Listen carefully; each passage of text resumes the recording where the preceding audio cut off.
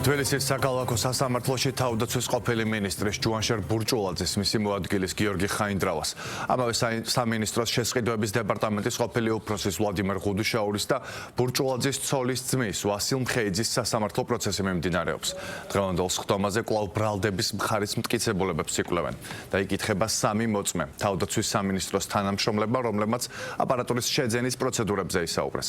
სახელმწიფო ბრალდება ჯუანშერ ბურჭულაძეს სამსახურებრივი უფლებამოსილების ბოროტად გამოყენებისა და უკანონო შემოსავლის ლეგალიზაციას ედავება, რასაც თან ახლდა განსაკუთრებით დიდი ოდენობით შემოსავლის მიღება. დანაშაული 9-დან 12 წლამდე თავისუფლების აღკვეთას ითვალისწინებს.